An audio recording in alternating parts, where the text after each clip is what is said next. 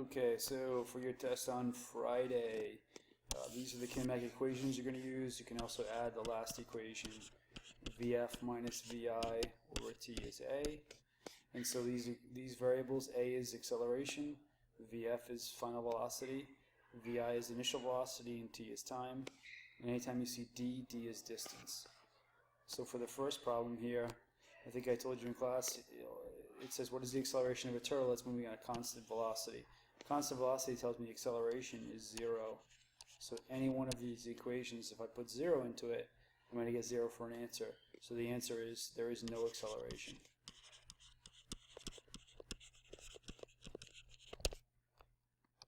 For the next problem, it says Marissa's car accelerates uniformly at a rate of plus 2.6 meters per second squared. How long does it take Marissa's car to accelerate from a speed of 88.5 meters per second to a speed of 96.5 meters per second? So let's look at the context clues in this question. You've got 2.6 meters per second squared. This unit, meters per second squared, tells me that that's got to be acceleration. It also says it accelerates uniformly, so we know that that's going to be acceleration. So let's fill that in. How long does it take? So that indicates or tells me that I'm looking for time, so that's our unknown variable. And then it accelerates from a speed of 88.5 to a speed of 96.5. So this is my initial velocity, 88.5. And my final velocity is 96.5 meters per second. There's no distance in this problem. So now I need to go and look at my equation sheet and find an equation that's got Vi, Vf, A, and T. Even though we're looking for T, I need an equation that has that. So if I scroll up here, I can use this equation right here.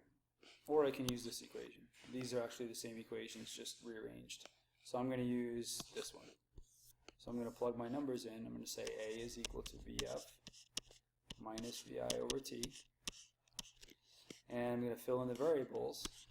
I'm going to end up with 2.6 equals final velocity of 96.5 minus 88.5 divided by time, which I don't know. So I simplify this by just saying 96.5 minus 88.5 is 8 over t, and then 2.6. So in algebra, we would take this equation, we would multiply both sides by t, and that's going to give me 8 equals 2.6t. I'm going to divide both sides by 2.6. And my answer is going to be 3.07 seconds. I know it's seconds because the question asked how long. Okay, this question I explained in class. We can skip this one. This won't be on the test. But the answer is yes, you can accelerate. You can be moving to the right and have an acceleration that's to the left as long as that acceleration is negative. Okay. A car is traveling in a straight line at a velocity of 5 meters per second. So that must be my initial velocity. After an acceleration of 0.75 meters per second squared. Again, this is the one that people have a hard time with, the little square. So the clue here is the word acceleration and also the unit. So my initial velocity here I know is 5. My acceleration is 0.75 meters per second squared. And then it says the car's velocity is 8 meters per second. And that's after accelerating, so I know that that needs to be my final velocity. And then it says in what time interval, so that's I'm looking for t, and distance is irrelevant. So I need to pick an equation back up at the top that has Vf, Vi, A, and T. So if I go back and look at the last equation, it's the same, so I can use this one here. So if I write my equation,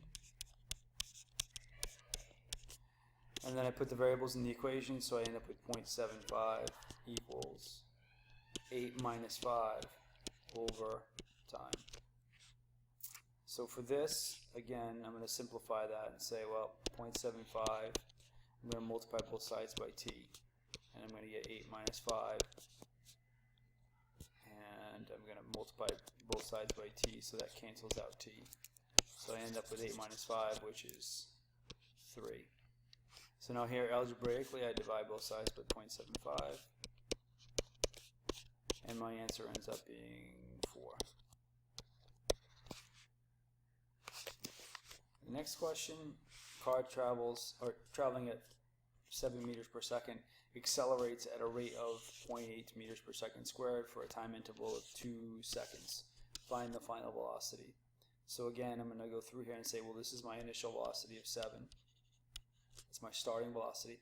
I accelerate at a rate of, and this is my clue right here. My clue is this unit. That tells me it's acceleration, so I know that it's 0.8. And it happens over an interval of 2 seconds, so time is 2 seconds. Now, this is irrelevant, and I know that we're solving for VF, so this is the unknown. So again, I'm using the same equation, except this time it's going to be rearranged to this. And this is actually the first equation up here. So there's no manipulating of the equation, so this shouldn't be difficult. V initial is 7. Plus A, which we said was 0.8, times 2 seconds, equals VF. So if I do the math out here, 0.8 times 2 seconds, I actually didn't write 2, gives me 7 plus 1.6, which gives me 8.6 meters per second. And again, this makes sense. It's accelerating from 7 to a higher velocity, so I've got to get an answer that's higher than my initial. This one's a little more difficult. Now we're looking for a distance, so the ball rolls down a hill with an acceleration of 3 meters per second squared. If it accelerates from, for 7.5 seconds, accelerates for 7.5 seconds, how far will it move? So how far is distance? This is acceleration. Again, use my context clue is the word acceleration and the unit. So A is 3.3, and it's going to accelerate from a rest, so we know that initial velocity is 0. This we don't know, and we're looking for actually we have time. We're looking for distance. So if I go back up to the top here and find the equation, it's going to be this one here, and that's because we have the time, we have initial velocity, and we have A, and we're looking for D. So it has all of those variables. So we stuff that into our equation. And again, these are just symbols that need to be replaced by numbers. That's why they call it a literal equation. So distance is unknown, so let's put in initial velocity. Well, initial velocity is 0, so 0 times t is going to be 0. So I don't need to put that. So I can cross that out and just say it's 1/2 A. A is 3.3.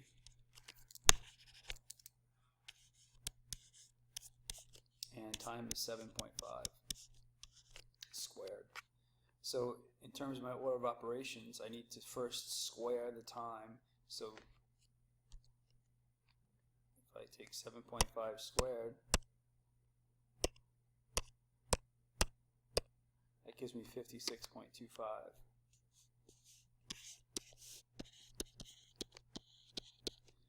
Multiplied by 3.3. And then multiplied by 1/2. So I'm just multiplying these two numbers and actually dividing by 2. So 56.25 times 3.3 divided by 2 is going to give me 92.8. So distance is 92.8 meters.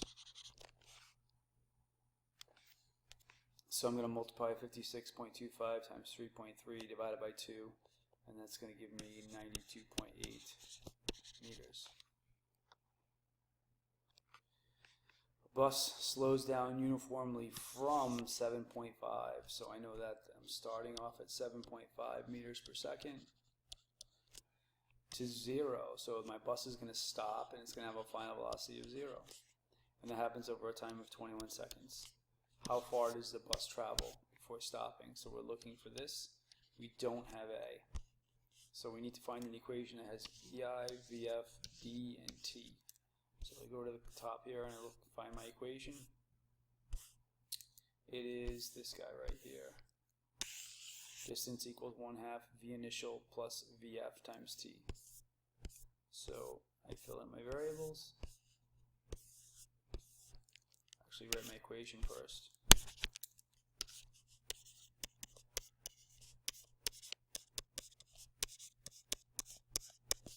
And then if I sub in the variables, I get 1/2. My initial velocity is 7.5 plus 0 times 21 seconds. So I get 7.5 plus 0 is 7.5 times 21 divided by 2. My answer comes out to 78.7 meters. Now some of you, I may have left this number as 75, so we just make the answer 10 times bigger. I made a mistake when I did half of your assignments. So some folks have 7.5, some people have 75. It would just change this answer by a factor of 10. So if you had 75, the correct answer would be 787. Okay.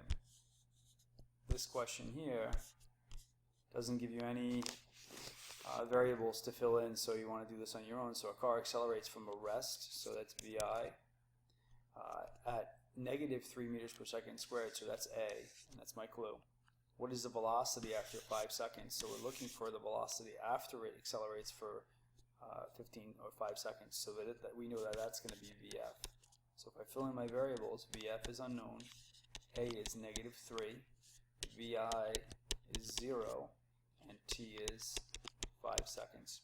So again, I'm going to use the first equation I used in the assignment.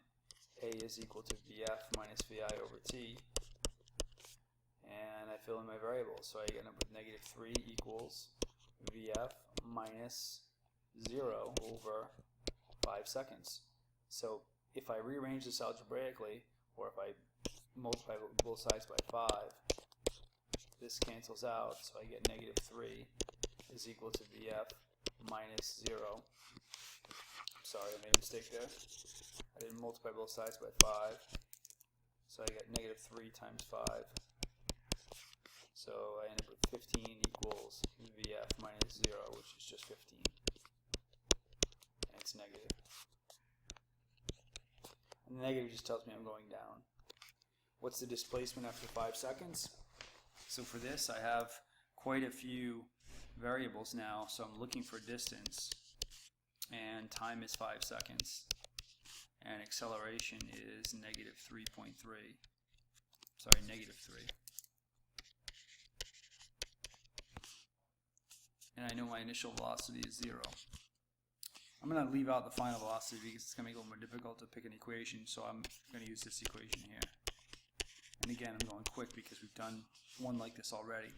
So if I fill in my variables, it's 1/2 of -3 times 5 squared. So I end up with 5 squared is 25. 25 times -3 divided by 2. So 25 times -3 is 75. 75 divided by 2 comes out to 37.5. And that is the distance, so it's meters. The last one I asked you to do is this. Car accelerates uniformly from a rest, that's 0 for initial velocity, to a speed of 65. So again, that's my change in velocity. And that's going to happen over a time of 12 seconds. Find the distance the car travels in this time so we don't have acceleration. Although we could get it. We can do this in one step. And again, it's going to be the same equation as the last one.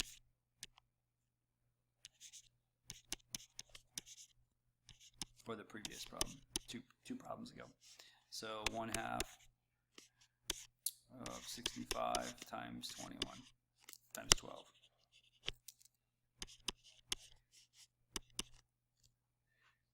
And that's going to give me an answer of 390 meters.